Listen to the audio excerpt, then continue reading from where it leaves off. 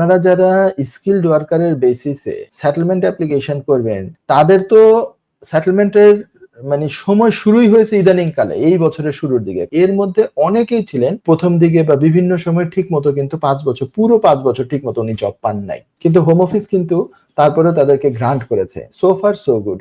আগামীতেও home office এরকম করবে এটা তো আমি গ্যারান্টি দিয়ে বলতে পারছি না। হোম অফিস আগামীতে বিপুল পরিমাণ আইএলআর অ্যাপ্লিকেশন গুলো যাবে। এত অ্যাপ্লিকেশন হোম অফিস কিভাবে ডিল করবে, কতটা ডিপে যাবে, কতটা ব্যাকগ্রাউন্ড চেক করবে, কতটা পুঙ্খানুপুঙ্খ রূপে চেক করবে, এটা কিন্তু এভাবে বলা যাচ্ছে না। জি বড় ভাই, আমি আপনার প্রোগ্রাম দেখি সবসময়। আপনার ধন্যবাদ যে বাংলাদেশি কমিউনিটির জন্য আপনি কাজ করে যাচ্ছেন। তো আমার আজকে যে প্রশ্নটা সেটা হলো ভাই স্কিলড ওয়ার্কারদের নিয়ে। আমার এক ছোট ভাই রেস্টুরেন্ট ভিসা স্কিলড ওয়ার্কারে আসছিল 2024 এর ফেব্রুয়ারি মাসে। তো আসার পরে 1 বছর ওর কোম্পানি ঠিক মতো চলছে এবং সে 1 বছর ট্যাক্স পেমেন্ট ঠিক মতো করছে।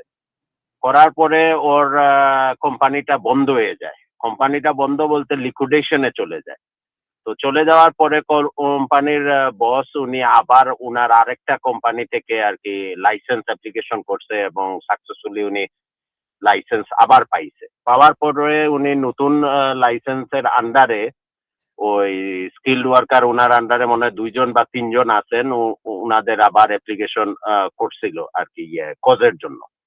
তো একটা তো অ্যাওয়ার্ডেড থাকে, একজন অলরেডি মুভ হয়ে গেছে। তো 2 জন এখনো পর্যন্ত আর কি ওরা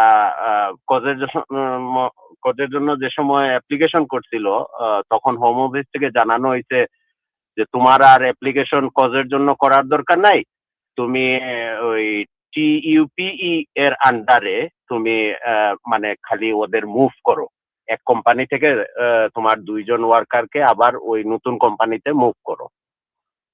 তো সেই মোতাবেক সে এখন অ্যাপ্লিকেশন করছে আমার জানা মতে, কিন্তু 1 মাস হয়ে গেছে এখনো কিছু হোম অফিস থেকে কোনো আপডেট আসতেছে না যে ওরা অ্যাপ্রুভ করলো কিনা না। এই টিইউপিই এর আন্ডারে যখন আর কি করা হবে, এখন আর কি ওই টিইউপির আন্ডারে না করার কারণে ও এখন কাজও করতে পারতেছে না আর ট্যাক্সও দিতে পারতেছে না। জি। তো এখন আমার প্রশ্ন হলো জি, এটা কতদিন লাগে বড় ভাই এই টিইউপির আন্ডারে এটা মানে ট্রান্সফার হতে, বা এটা হোম অফিস কতদিন সময় নেয় জানানোর জন্য ডিসিশন? এটা নির্দিষ্ট করে বলাটা মুশকিল। এটা আলাদা করে বলা নাই যে এটা এতদিন লাগবে। তবে নরমাল আমার যেটা ধারণা 2 থেকে 3 মাস লাগতে পারে। কেন? যেকোনো এটা হচ্ছে আলাদা করে ভিসা অ্যাপ্লিকেশন অ্যাকচুয়ালি না। এটা হচ্ছে স্পন্সর। না, ওরা বলে দিতে বড় ভাই। হ্যাঁ, এটা আপনি ঠিকই বলছেন। ওরা অলরেডি ওদের ওই যে কোজের জন্য যে সময় অ্যাপ্লিকেশন করছিল ওই ডিসিশন লেটার আমাকে উনি দেখাইছে এবং ওইখানে লেখাই আছে যে আমি জানি এটা ভালো করে। আমি আপনাকে এইভাবে উত্তরটা দিচ্ছি যে সাধারণত এইটা কারা করবে? যারা যেই কেস ওয়ার্কাররা বিভিন্ন কোম্পানিকে কস্ট অ্যালোকেশন দেয়। আমার কথাটা শুনেন। কস্ট অ্যালোকেশন মানে কোনো কোম্পানি কস্টের জন্য অ্যাপ্লাই করেছে অথবা ডি কস্টের জন্য অ্যাপ্লাই করেছে, এটা অ্যালোকেশন দেওয়া হয় একটা কোম্পানির এসএমএস সিস্টেমে, সেটা শো করে। ঠিক তেমনি ভাবে এই ব্যক্তিগুলার কাজটা আমি যেটা আমার ব্যক্তিগত ধারণা সেম টিম করবে বলে মনে হচ্ছে। সেম টিম যদি করে, ওই টিম আমি যদি স্ট্যান্ডার্ড টাইম ধরে যে কস্ট অ্যালোকেশন যেটা করে, ওরা কেমন সময় নেয় কস্টটা অ্যালোকেট করে দেওয়ার জন্য 2-3 মাস মোটামুটি নেয় এখন। তো সেটাই যদি হয় তাহলে ওই সেম টিম যদি এই টিইউপি এর কাজগুলো করে, কারণ এটাও তো একটা মানুষকে কসের আন্ডারে এনে এই কোম্পানির আন্ডারে দিতে হচ্ছে তাকে। এইটা যদি সিমিলার টিম বা সেম টিম করে তাহলে এটাও আমি এক্সপেক্ট করতেছি 2 to 3 মান্থস লাগবে। এটা আলাদা করে কোথাও বলাই নাই, এটা আমার চোখে অন্তত পড়ে নাই। মানে আমি কোথাও গাইডেন্সেও পাই নাই যে টিইউপি বেসিসে আপনি যখন একজন এমপ্লয়ার অন্য কোম্পানিকে আপনি টেক ওভার করে নিয়েছেন বিধায় সেই কোম্পানির এমপ্লয়ার এখন আপনার কোম্পানিতে নিয়ে নিচ্ছেন, এই যে অ্যাপ্লিকেশন এটা টিইউপি এর আন্ডারে করা হয়। তো এইটা কোথাও আমি দেখি নাই যে সময় বলে দেওয়া আছে যে কত দিনের মধ্যে সে ডিসিশন দিবে বা এক্সপেক্টেড টাইম।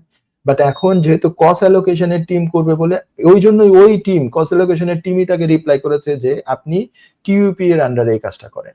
তাহলে আমি ধরে নিচ্ছি ওই টিমই করবে। ওই টিমই যদি করে তাহলে সিমিলার টাইম লাগে আমি এক্সপেক্ট করতেছি। আমি কোথাও লেখা দেখি নাই, কিন্তু আমার ধারণা আরকি ২ থেকে ৩ মাস লাগতে পারে। তো আপনি বলেছেন ১ মাস হয়েছে, তাহলে আমি বলব প্লিজ অপেক্ষা করেন। আর এটা না হওয়া পর্যন্ত কিন্তু আপনার ছোট ভাই এই নতুন কোম্পানিতে কিন্তু কাজ করতে পারবেন না। তার কাজের রাইট এখন ওই কোম্পানিতে এখনো হয় নাই। অ্যাপ্লিকেশন পেন্ডিং থাকা অবস্থায় আপনি সঠিকই করতেছেন। আপনি বলতেছেন যে কাজ করতে পারতেছে না, তার ট্যাক্সও যাচ্ছে না। এটা কিছু করণীয় নাই ওয়েট করা ছাড়া। আমি বলব যে কিছু ২-১ মানে ওয়েট করেন, ইন ডিউ কোর্স এটা ডিসিশন আসবে। এই যে এখন ধরেন ১ বছর থেকে প্রায় এই সেপ্টেম্বর আসলে ওর ১ বছর হয়ে যাবে আর কি, সে কাজও করতেছে না বা কোনো ট্যাক্স পে করতেছে না। যদিও হোম অফিস ওই যে কজ অ্যালোকেশনের সময় বলছে যে তোমরা টিইউপি এর আন্ডারে অ্যাপ্লিকেশন করো। ১ মাস হইছে এখনো কিছু জানাচ্ছেও না ওরা। তো আপনি বুঝলাম, হ্যাঁ। বলতেছেন যে ২ থেকে ৩ মাস লাগবে। এটা লাগতে এখন পারে, এটা আমি এই একটা যে সময়টা আইডিয়া করে ও যে বলেছি, ট্যাক্স পে লেখা নাই কথা। করতেছেন, এইটা কি ওর আইএলআর এর সময় কোনো এফেক্ট করবে? যদি স্কিলড ওয়ার্কারের ৫ বছরের বেসিসে আইএলআর এর অ্যাপ্লিকেশন করে, তখন হোম অফিস এগুলার ব্যাখ্যা চাইতে পারে। এখন এগুলার ব্যাখ্যা যদি চায়, তখন এটা তো সে ইচ্ছা করে যে জব ছাড়া বসে আছে তা তো না। তার তো এমপ্লয়ারের যদি লাইসেন্স জি না। চলে যায়, লাইসেন্স চলে যাওয়াটা কি তার দোষে হয়েছে? তার কন্ট্রোলে এটা? না, না, তার তো লাইসেন্স কিন্তু বড় না, ভাই লাইসেন্স যায় নাই, উনি কিন্তু কোম্পানি মানে কোম্পানিটা বন্ধ করে লিকুইডেশন। দিচ্ছেন, লিকুইডেশনে চলে গেছে, আপনি এটা বলছেন, সরি। লাইসেন্স এখনো যায় নাই, লিকুইডেশনে গিয়েছে, কিন্তু লাইসেন্স কিন্তু এখনো শো করতেছে। আর এই জন্য লিকুইডেশনে যাওয়ার ফলশ্রুতিতে ওনার ওখানে জব নাই, স্যালারিও নাই, ট্যাক্সও যায় না। তো এই এক্সপ্লেনেশন এটা যাতে থাকে ওই সময়, এগুলোর এভিডেন্স যাতে থাকে, দেন উই মানে ওইটা তখন এটা পার্সু করা যাবে। এখন আপনাকে এভাবে মানে 100% সিউরিটি দিয়ে এটার আনসার এভাবে দেওয়া যাবে না। হোম অফিস এগুলো তখন চেক করলে যদি এটা চায়, তখন এটা তো হচ্ছে যে তার কন্ট্রোলের বাইরে। সে যদি তার ভিসা আছে কিন্তু তার এমপ্লয়ার কাজ দিচ্ছে না, এই কারণে দিচ্ছে না, তো এটা সে যদি এক্সপ্লেন করে, তো সম্ভাবনা আছে যে এটা সমস্যা উতরে যাবে আর কি। তো হয়েছে যে এখন আমি মানুষদেরকে এইভাবে অনেক সময় আনসার দেই যে আপনারা যারা স্কিলড ওয়ার্কারের বেসিসে সেটেলমেন্ট অ্যাপ্লিকেশন করবেন, তাদের তো সেটেলমেন্টের মানে সময় শুরুই হয়েছে ইদানিং কালে, এই বছরের শুরুর দিকে। কারণ ২০২০ সালের ডিসেম্বর থেকে স্কিলড ওয়ার্কার এই ক্যাটাগরিগুলো শুরু হয়, ব্রেক্সিট হওয়ার জাস্ট আগে।